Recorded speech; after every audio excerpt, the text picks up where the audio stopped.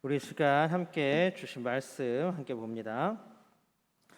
오늘 우리에게 주시는 말씀은 구약성경 창세기 37장 29절부터 36절 마지막 절까지입니다. 창세기 37장 29절부터 36절까지 말씀 저 여러분이 한 절씩 번갈아 가며 교독합니다. 제가 먼저 29절 읽습니다. 르우벤이 돌아와 구덩이에 이르러 본즉 거기 요셉이 없는지라 옷을 찢고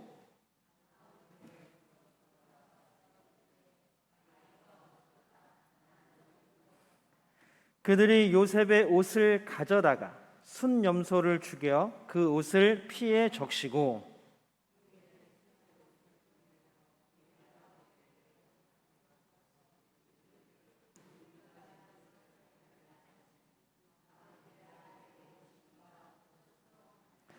아버지가 그것을 알아보고 이르되 내 아들의 옷이라 악한 짐승이 그를 잡아먹었도다.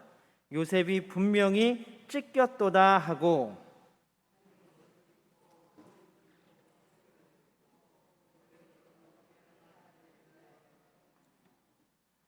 그의 모든 자녀가 위로하되 그가 그 위로를 받지 아니하여 이르되 내가 슬퍼하며 스올로 내려가 아들에게로 가리라 하고 그의 아버지가 그를 위하여 울었더라.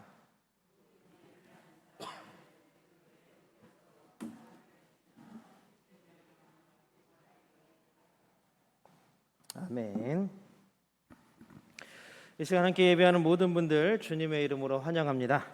이 시간 부어주시는 은혜가 한없이 값없이 우리 삶 가운데 부어지기를 또한 넘치기를 주님의 이름으로 축복합니다.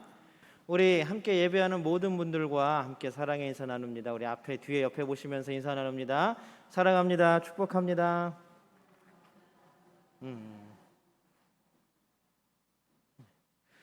수요예배는 우리가 한 명도 안 빼놓고 다 같이 인사를 나눠도 시간이 안 모자른 여러분들 충분히 우리 함께 사랑의 인사 나누는 교회 공동체 영적 가족이 되기를 바랍니다.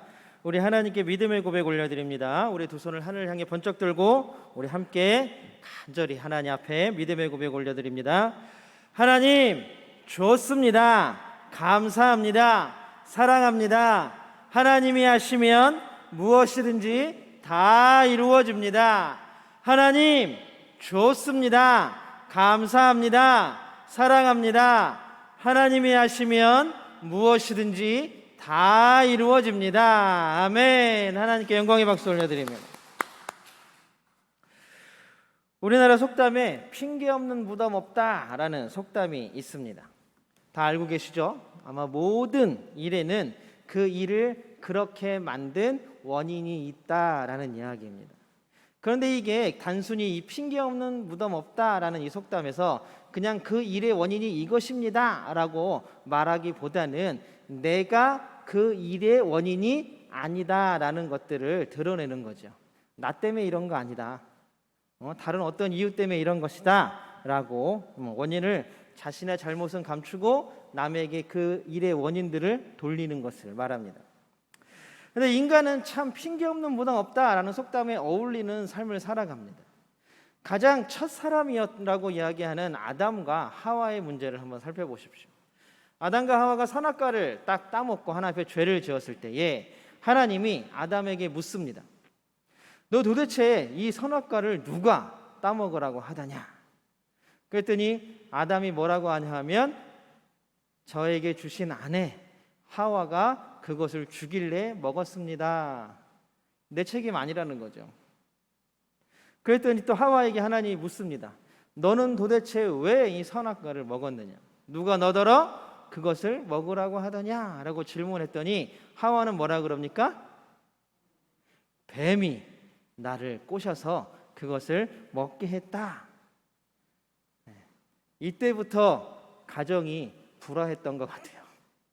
서로에게 모든 일에 책임을 돌리는 일들이 아예 인간의 처음 세상부터 발단을 벌어졌다라는 것입니다. 그런데 더 충격적인 일은 뭐냐 하면 사실 제가 하와가 아내가 주어서 뱀이 주어서라고 이야기를 했지만 아담과 하와의 답변, 아담의 답변에 한 가지 구절이 더 들어갑니다. 뭐라 그러냐면 하나님께서 나에게 주신 아내 하와가 선악과를 주길래 먹었습니다. 단순히 그 잘못을, 죄를 하와에게 돌리는 것을 넘어서서 누구를 비난하고 있습니까? 하나님께 핑계를 대는 거예요. 하나님이 저 여자만 안 줬어도 이런 일이 벌어지지 않았습니다 라고 이야기하는 것이죠. 어쩌면 우리 모든 삶이 어쩌면 항상 핑계와 항상 내 잘못이 아닙니다 라고 하는 변명으로 일관된 삶을 살고 있지는 않습니까? 출애굽을 한 이스라엘 백성들을 한번 살펴보십시오. 백성들은 모세가 하나님의 율법을 받으러 시내산에 딱 올라갔습니다. 근데 막 천둥이 치고 번개가 치고 검은 먹구름이 막 몰려오는데 두렵잖아요. 백성들이. 그런데 자신들을 애굽에서 이끌고 나온 지도자 모세는 산에서 몇 날 며칠이 지나도 내려올 생각을 하지 않습니다. 그들의 머릿속에 이제 드디어 두려움이 생기기 시작합니다. 야, 이거 우리 그냥 광야에서 다 죽는 거 아니야? 그냥 광야에다 이렇게 몰아놓고 알아서 살라고 하는 거 아니야? 그럼 우리가 살 길을 찾아야지 라고 말하면서 모세의 형인 아론에게 우리를 인도하여 낼 신을 만들어라. 지금 우리를 인도한 모세가 죽었는지 살았는지 내려오지도 않고 우리는 어디인지 모르겠다.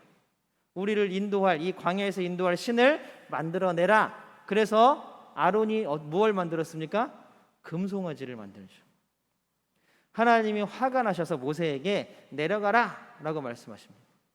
십계명의 두 돌판을 들고 내려오던 모세는 그 금송아지 앞에서 막 춤을 추고 제사를 지내는 이스라엘 백성들을 보고 분노가 치밀어 오릅니다. 그래서 그 돌판을 금송아지에다 다 먹이고, 근데 그 금송아지를 녹여서 물에다 푸른 물을 백성들에 다 마시게 합니다. 그리고 아론에게 묻습니다. 이게 도대체 어떻게 된 일입니까? 그랬더니 내 잘못 아니다. 아론이 하는 말은 쉽게 말하면 내 잘못 아니야. 저들이 나에게 와서 위협함으로 어쩔 수 없이 그들이 가지고 온 금을 불 속에다 던졌더니 금송아지가 나왔어. 나는 한 게 아무것도 없어. 자신의 잘못을 백성들에게 돌립니다. 나는 아무것도 안 했어. 저들이 나를 위협했고, 그래서 어쩔 수 없이 그들이 모아온 금을 불 속에다 던졌더니 금송아지가 나왔어. 이해가 되세요? 내 잘못은 아니야. 이스라엘 백성들은 애굽에서 나온 이후로 끊임없이 누구 탓을 합니다. 지금 배고픈 것도 모세의 탓이고, 지금 마실 물이 없는 것도 모세의 탓이고, 지금 우리가 여기서 떼약볕에 있는 것도 모세의 탓이고, 밤에 추운 데서 한 대잠 자는 것도 모세의 탓이고. 그런데 그들의 말 앞에도 하나가 더 붙습니다. 네가 이야기했던 하나님이라고 말합니다. 그러니까 모세를 공격하지만 누구에게 원망하고 누구 핑계를 대고 누구에게 잘못을 돌리는 거예요? 하나님께 잘못을 돌리는 거예요. 하나님 탓이라는 거예요. 그렇게 핑계 없으면 우리는 살아갈 수 없는 삶을 살아갑니다. 인간은 이렇게 모든 일에 핑계를 내는 게 아담과 하와 때부터 쭉 이어져 내려온 전통인 것 같아요. 자신을 돌아보고 잘못을 인정하고 반성하는 모습은 인간에게 있어서 참 찾아보기 힘든 모습이 되어버렸습니다.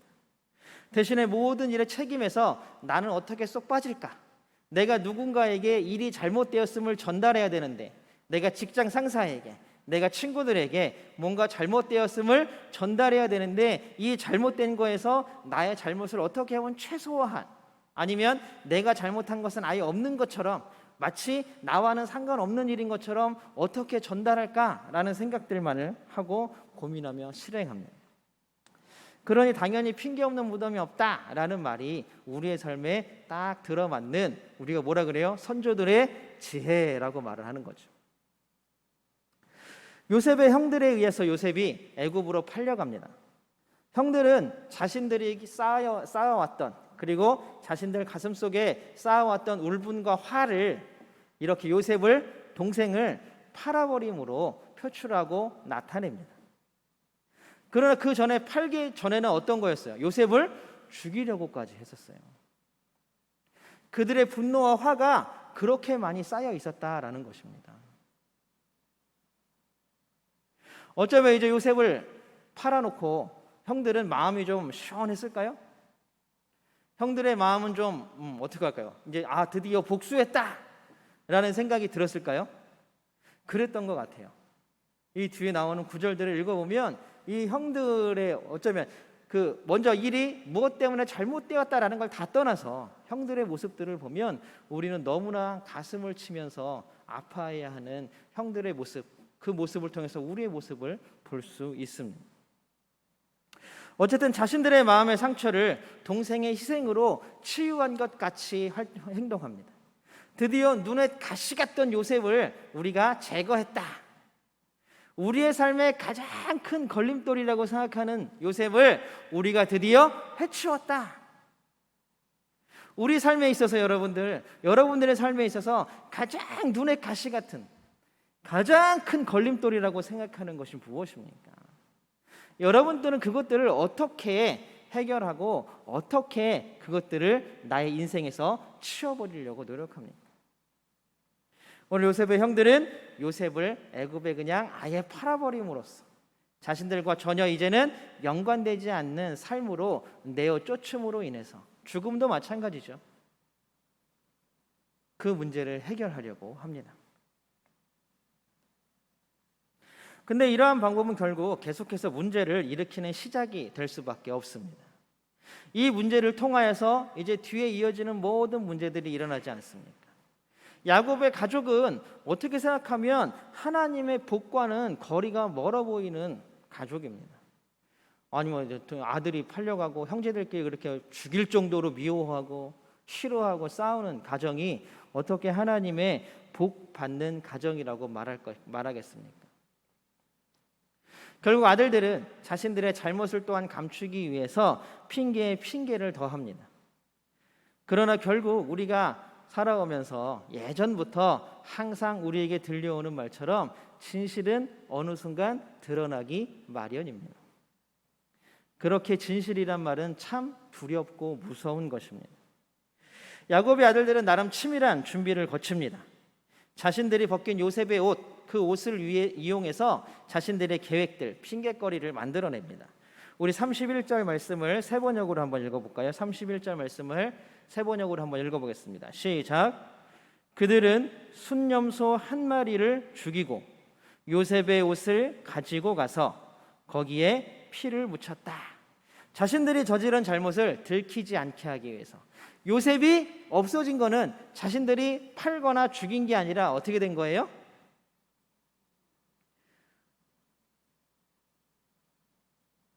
지금 현재 형제들이 얘기하는 거는 모른다예요. 우리가 집에 돌아오는 길에 보니까 이렇게 피 묻은 옷만 있더라.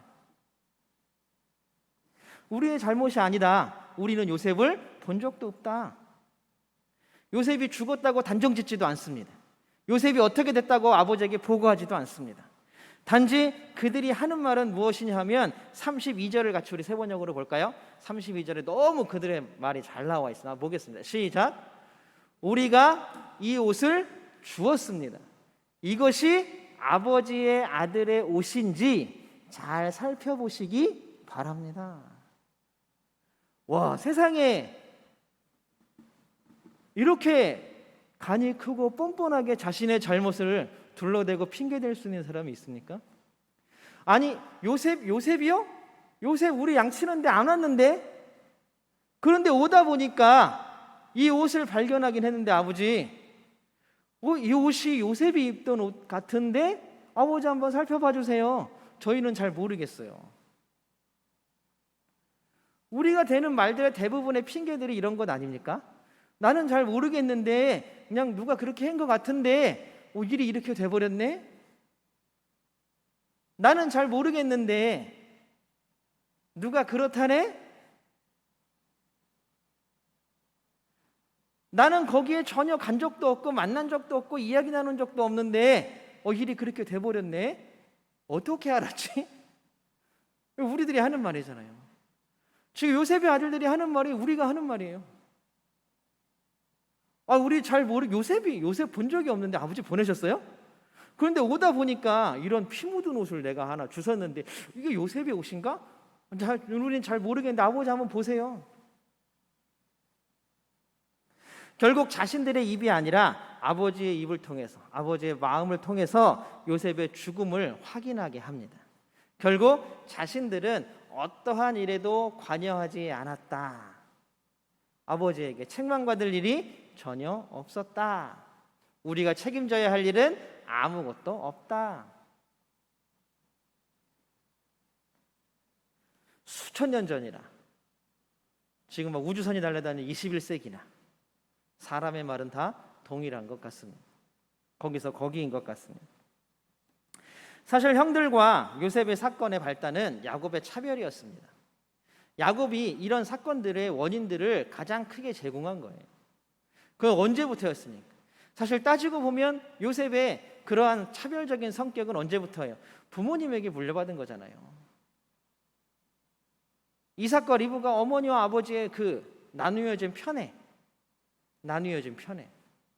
그 편애를 받고 자란 이 아들 야곱은 자신의 모든 인생에서 이 편애 때문에 많은 문제들을 일으키게 됩니다.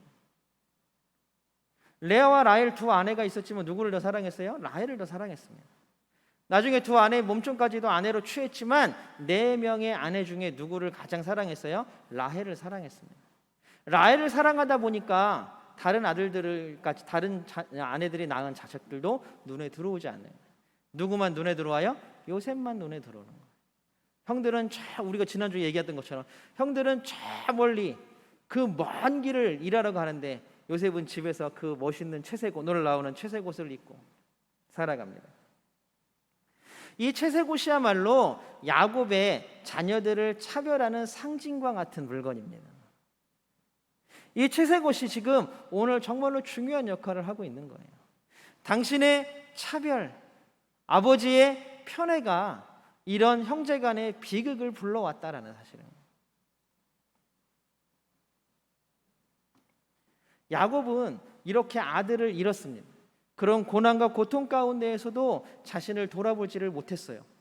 이 모든 문제의 원인이 어디 있는지 살피고 자신의 삶을 다시 원궤도에도 올려놓고 하나님의 복받는 것이 무엇인지, 하나님이 언제 나와 함께 하셨는지, 하나님이 언제 나에게 은혜를 베푸셨는지를 돌아보아야 하는데 내 삶의 어떤 면이 이러한 일들을 불러일으켰는지 내 자신을 돌아봐야 하는데 그러지 못했습니다.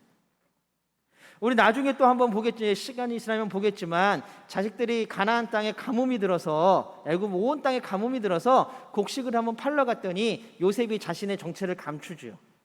그리고 그때에는 곡식을 주지만 다음번에 올 때에는 시므온을 인질로 잡고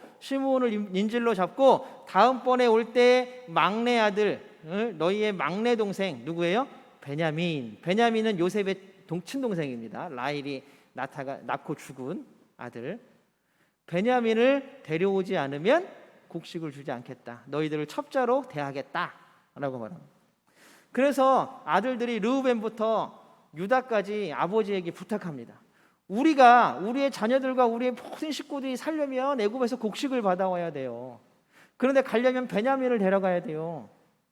베냐민이 데려가야지만 곡식을 얻을 수 있습니다 라고 얘기하는데 창세기 42장 38절에서 야곱이 뭐라고 이야기하는지 한번 보겠습니다. 창세기 42장 38절입니다. 우리 세 번역으로 같이 한번 읽어보겠습니다. 시작.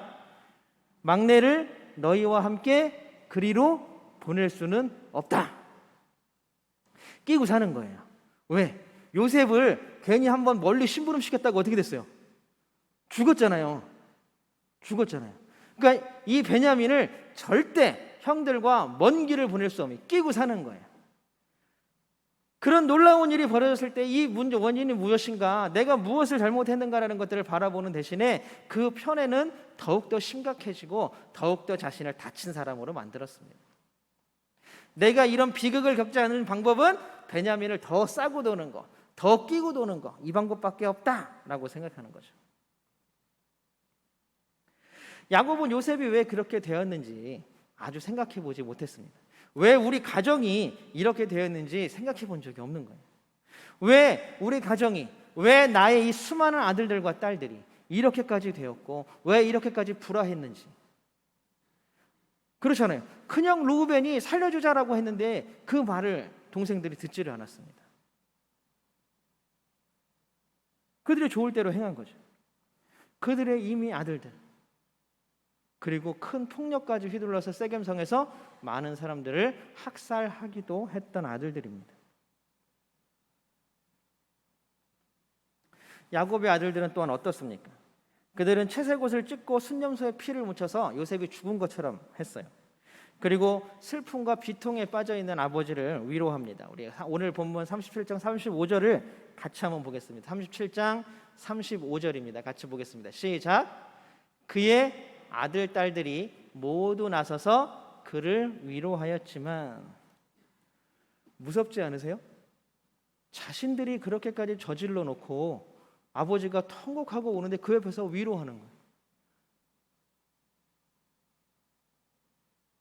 그런데 어쩌면 이 놀라운 끔찍하고 무서운 일들이 우리 주변에서, 아니면 어쩌면 우리를 통해서 벌어지고 있다라고 한번 생각해 보십시오. 자신들이 무엇을 잘못했고 자신들이 어떤 일을 벌였는지 전혀 그 속내가 드러나지도 않고 자신들의 잘못을 돌아보지도 못하고 있는 사람들입니다.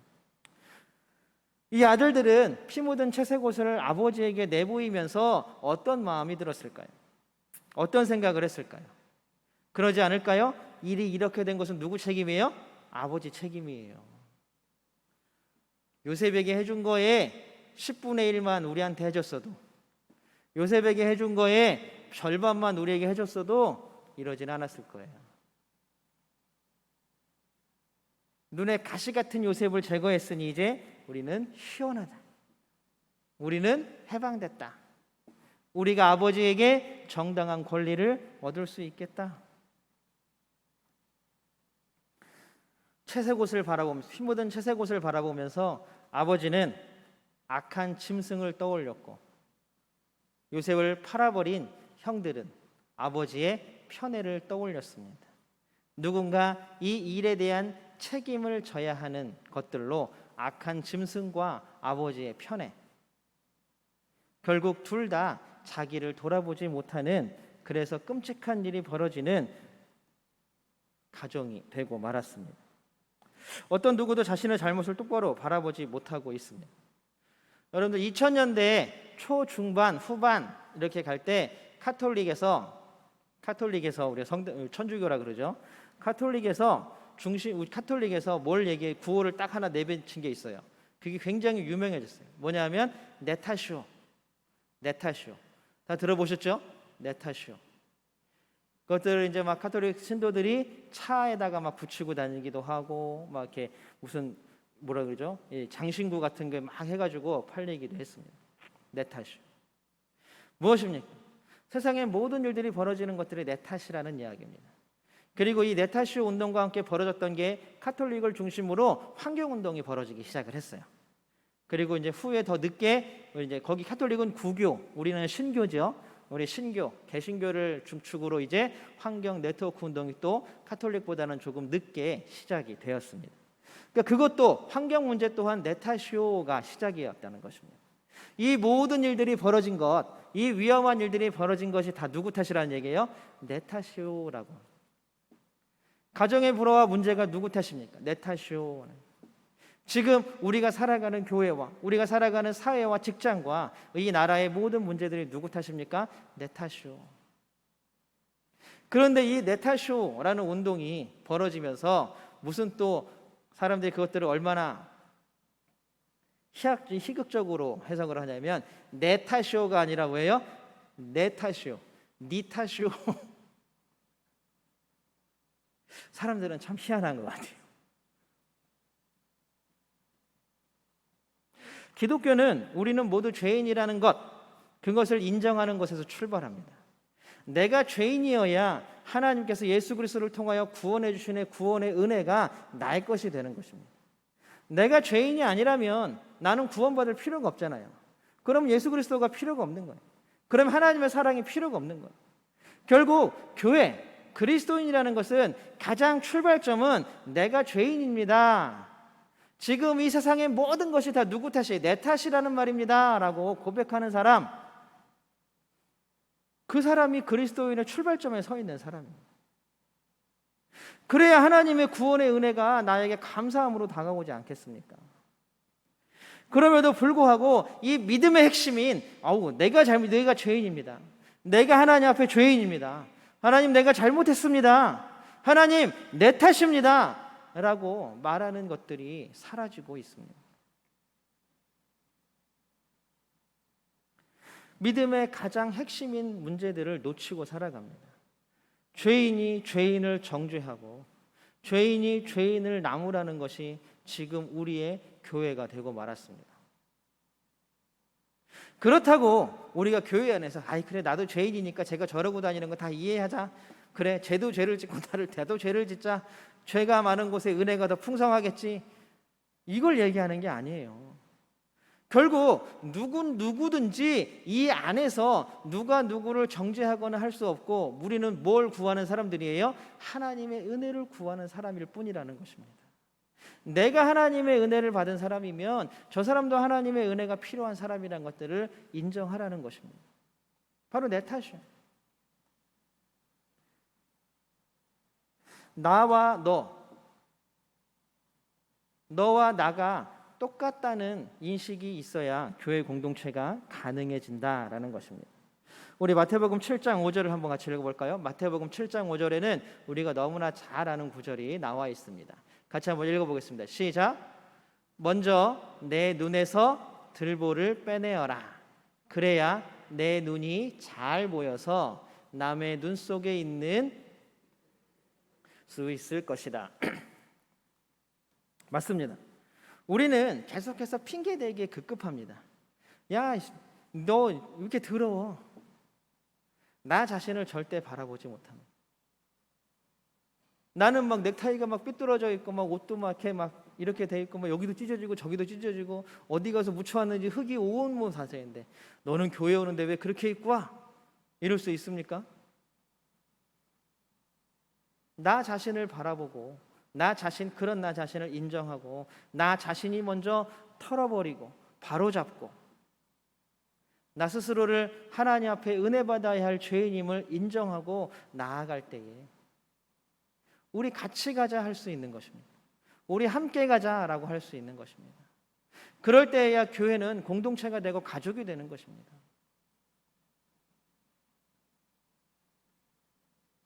사랑하는 성도 여러분, 우리는 핑계가 많은 사람이 되어서는 안 됩니다. 우리는 자신을 계속 돌아보며 점검하는 사람이 되어야 합니다. 나 자신을 점검하는 사람. 시선을 자꾸 나에게로 돌려서 나를 먼저 바라보고 다른 사람을 바라보는 것. 괜찮다고 말해줄 수 있는 사람, 사랑한다고 말해줄 수 있는 사람, 함께하자고 말할 수 있는 사람, 그런 사람이 바로 내가 되어야 하고 우리가 되어야 하지 않겠습니까? 그래, 미안해 라고 용기 있게 말할 수 있는 사람, 하나님 그거 내 탓입니다 라고 인정하고 회개할 수 있는 사람. 1907년에 평양에서 일어났던 우리나라에서 가장 획기적인 사건, 평양 대부흥운동의 가장 첫 시작은 부흥의 현장에 모였던 그 수많은 사람들 중에 단 한 사람, 그 선교사를 이끌었던 피어 선교사의 회개로부터 시작되었습니다. 갑자기 기도하는 중에 벌떡 일어나서 만 앞에 기도하는 사람들을 쫙 향해서 소리치기 시작했습니다. 나는 선교사로서 이 땅에 와서 이 땅이 너무 더럽다고 생각했습니다. 이 땅의 사람들이 도저히 이해가 안 가고 너무나 미개한 사람이라고 생각했습니다.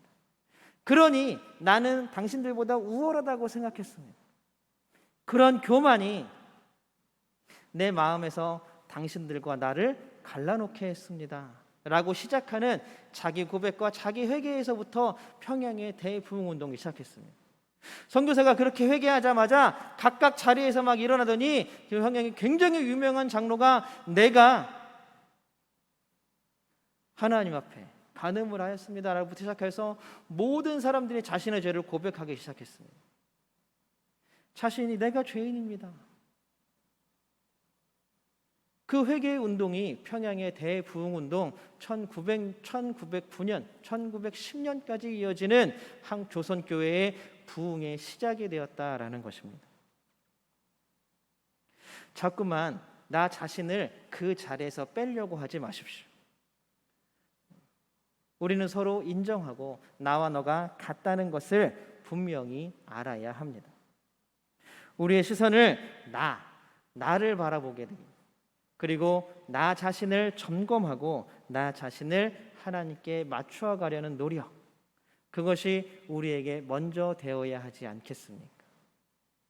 시선을 돌려 나 자신을 바라보는 우리 모두가 되기를 주님의 이름으로 소망합니다. 우리는 그래서 하나님께 하나님의 은혜에 맡겨드리는 거예요. 하나님의 은혜에 맡겨드리는 거예요. 날마다 그 하나님의 은혜에 맡기고 그 은혜에 따라 살아가는 하나님의 사람들, 하나님의 자녀된 삶을 살아가는 우리 모두가 되기를 주님의 이름으로 축복합니다. 함께 기도하겠습니다. 사랑의 하나님, 감사합니다.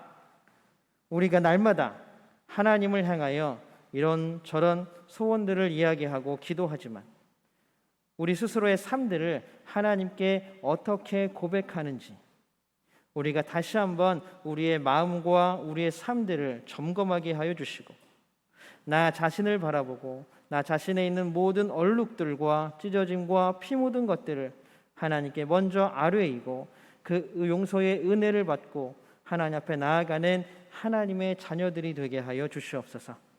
하나님께서 핑계대는 사람이 아니라 하나님께 진실함으로 당하가는 사람들로서 우리를 대하시는 줄로 믿사오니 우리도 우리의 눈을 들어 나 자신을 먼저 바라보고 깎고 다듬는 그리스도인들이 되게 하여 주시옵소서. 언제나 함께 하시고 도우시며 지켜주시는 임마누엘 예수님의 이름으로 간절히 기도드립니다. 아멘.